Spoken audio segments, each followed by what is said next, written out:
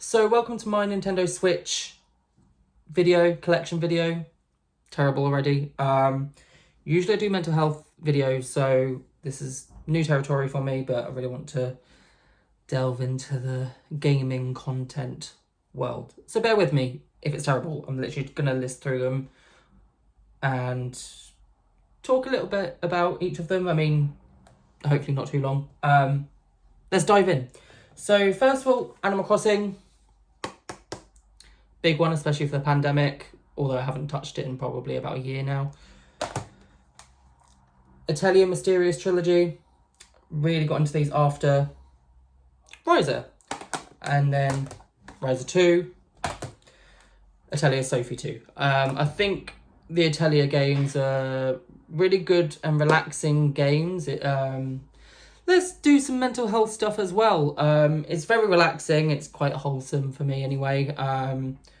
Quite a lot of these, I mean, gaming helps with my mental health anyway, but I just think Atelier is such a nice, relaxing world to delve into, and doing all the crafting and the exploration. It's really fun. Digimon Cyber Sleuth, and still need to complete it. Most of these I need, well, actually, apart from the Pokemon ones, I think I need to complete. Actually, no, never mind. I've completed 4 Atelier games. One that I don't have here because I've only got on digital is Atelier Lulua, and I think that one's my favourite.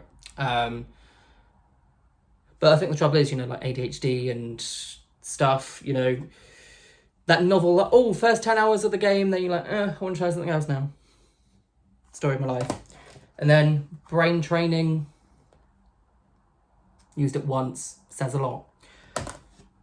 Kingdom Hearts Melody of Memory. Now, I already have this on PlayStation, but this is another really relaxing, kind of mindless game to play, especially in bed. Just going along, listening. And Kingdom Hearts has brilliant music as well. So it's just a nice thing that you don't really have to think too much about, unlike the other Kingdom Hearts games. Still really gutted that the main games are cloud version only, because I'd love to play them handheld. Kirby, need to finish that, and I know this isn't even a long game, so again says a lot about my fucking focus. Little Dragon's Cafe, first one I got where it's actually a physical case but a download code. It's okay. I think I've realised that, weird, because I really like Animal Crossing and again like Atelier and stuff, but farming stuff or these, like, they've got to be right for me. I don't know what that right thing is, but they've got to be right for me. Monster Crown. So my favourite genre is monster taming games. So there's going to be a lot of that, especially Pokemon. This one is probably my least favourite of the monster taming games I've played. I just found it a bit glitchy. It's still a good game. I just didn't get into it as much as some of the other ones. Which brings us to Monster Hunter Stories 2. Again, got about...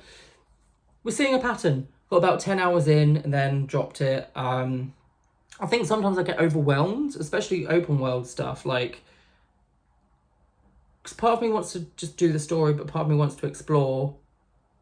But then when you go to explore, you end up being it like a story bit anyway. And yeah. That fell. I saw that.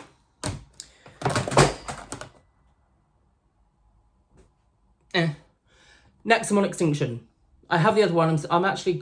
I don't know whether to get the collection physically.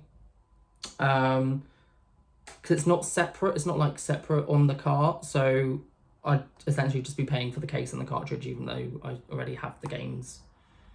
I have this one, obviously, physically, but the other one's digital. But yeah, it's probably one of my favourite monster taming games. It's actually one of the first games me and my partner played together as well.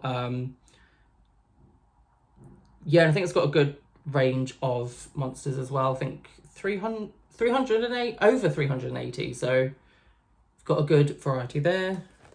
This is what I'm currently playing through. Ni no Kuni, Wrath of the White Witch. There we go.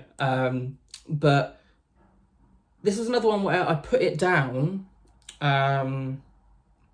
again, probably about a year or so ago, and then I picked it up a few days ago, and I'm like properly back into it. I think I put in another 10 hours. Maybe I just need to play games in bits and pieces to eventually complete them, and we'll see. But yeah, it's another good, relaxing, wholesome game, and it's made by I don't know if it's made by Studio Ghibli, but no, they had input, and that's why it has the Studio Ghibli art style. But it's a nice little magical world to get lost into. Ni no Kuni 2. I think I only got about 5 hours into this, because I think I got to the skirmishes, whatever they're called. I'm not a fan of that. Maybe once I finish Ni no Kuni 1, I will try this again. Yeah, that's all I've got to say on that, really. Now we're on to Pokemon, so there's a lot. Let's go Pikachu and let's go Eevee. I actually really like them. I do like the different catching mechanics, and it's just... I'm not a big fan of Kanto, though. Like, weirdly, like, I did... Well, I was into Pokemon from the beginning, but my first games were actually Ruby and Sapphire. But I'm just a bit bored of Kanto now. Let's have something else. Pokemon Sword and Shield. Actually, yeah, I really like these. They actually came out when I wasn't in a great place, so I think that's why I have quite fond memories of it, because it was like my distraction, my escape. So I think probably the second highest amount of hours I've put in a Pokemon game, I think. I'm pretty sure. But yeah, I actually really like these ones. Mystery Dungeon. I had the original one on... Yeah, I had Blue Team. Again, this is another one where I played it for a bit and I was like, picked it up. And then... So basically I traded it in, then I bought it again because I was like, I really want to play it. Turns out, I think I was like an hour or two away from completing it. So obviously buying it again and then just carrying on, I was a bit like, oh, well, I'm finished now. But yeah, one of my favourite Pokemon spin-offs. Forgot what I was saying. It's right there. Brain. New Pokemon Snap. Another good, relaxing game to play in bed. Or if you, again, can't think much, which is every day for me. But yeah, the colours are just so vibrant, especially on the OLED. It's such a pretty game. I just wish, because I know there was a bit of DLC, I just wish they did add more. Just because I think, like, they could have milked this. I feel like they could have milked it and done 3 DLCs or something. Because it's just such a good game. Then we've got Brilliant Diamond, Shining Pearl. I actually think Sinnoh's probably my least favourite gen. I think, because I played every Pokemon game like when they came out, but I think the originals was when I was kind of a bit less into Pokemon, and then playing these, like, they were fine enough, especially because Pearl was the first one, so it was nice to play to, you know, beat the Elite Four and stuff, but I've not felt much incentive to go back. Even Brilliant Diamond, I started it and really just don't want to play through it again. It's probably my least favourites. And then we have Legends Arceus. Probably my favourite Pokemon game. Apart from that, I mean, I'm going to be biased to Gen 3, but Ruby and Sapphire are my favourites, especially Oras. But this is definitely a favourite. My starter was Rowlet, because it's round and cute. But yeah, I just remember because me and my partner were so excited. I think especially the release, like the kind of promo cycle of this game, was just so hyped. It was so different, and just starting it for the first time really reignited that excitement of playing a new Pokemon game, which I haven't had for a while. So I'm hoping they do more Legend style games, because They sell really well, they're really great. It's a change up in the gameplay and it was just really refreshing, so I hope they do more. Then we have Ring Fit. Again, played it a few times.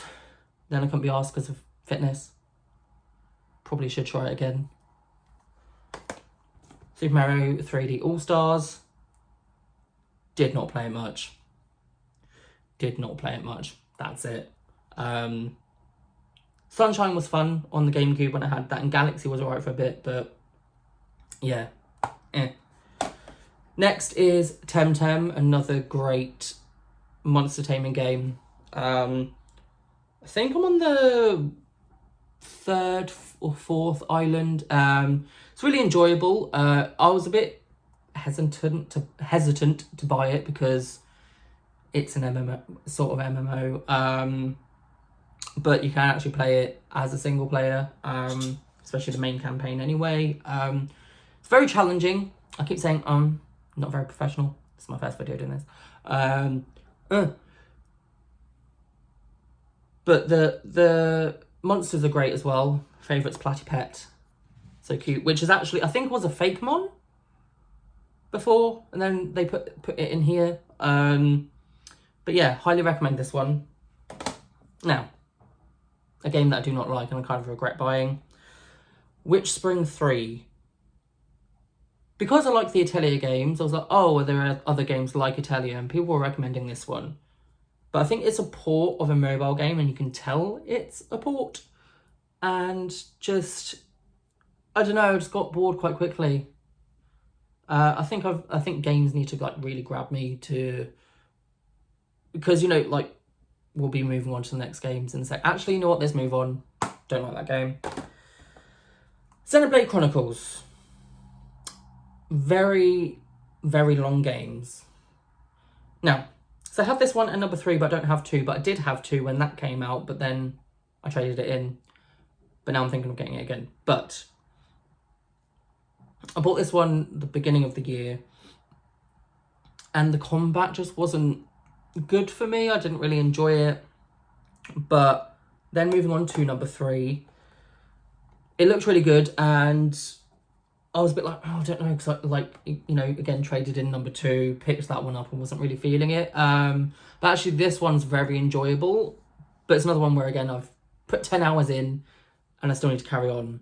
I think, again, it's just that overwhelming feeling when there's a lot of content for me, especially if it's something that I'm not used to. So, you know, if there was a 100-hour Pokemon game, I think that would be very easy for me to do, just because it's a franchise I'm used to, whereas this is kind of learning a lot, and I can't even remember. I know people said that the tutorial was basically like 4 or 5 chapters, and that's quite a lot for a tutorial. And so I think I'll probably complete this in like 2025. We'll see.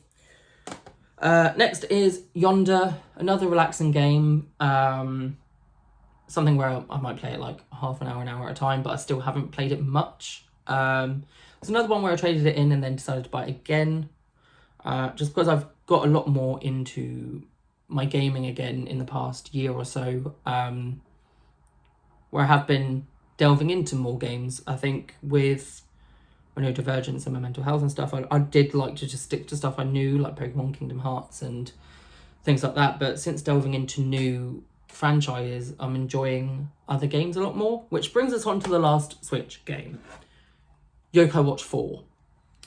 It's in Japanese. I do not know Japanese, but it's a really fun game. My partner's got Yokai Watch 1 on the Switch, and I played that because I've got all the other ones on the 3DS.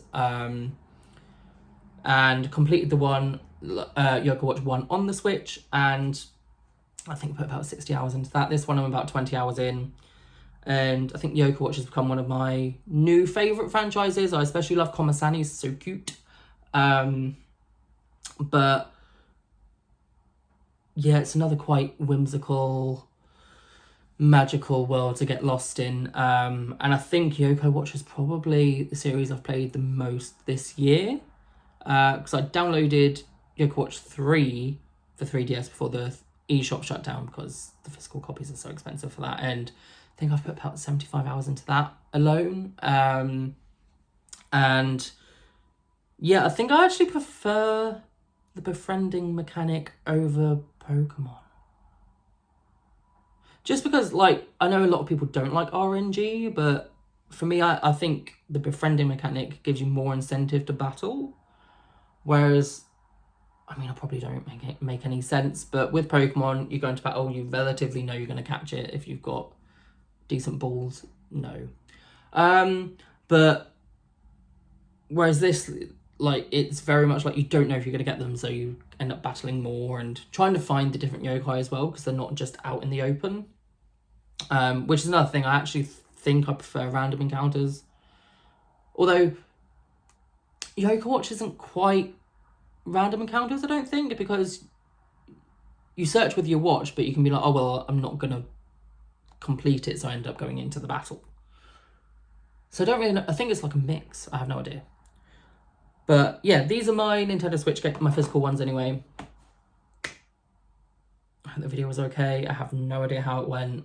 Again, it's a new thing I'm trying. Just because doing mental health content, talking about mental health, ironically has an effect on my mental health, and I'm trying to talk about my hobbies more. I think especially with gaming, you know, it was something that helped a lot, but a lot of the time people did mock me for it or bully me for it, and so I was a bit like, oh, I don't know if to talk about that. Whereas actually it's a very good coping thing for me. Yeah, so hope you've enjoyed the video, and let me know if you want more, if there's different kind of collection videos you want to see, or reviews. We shall see. Thank you.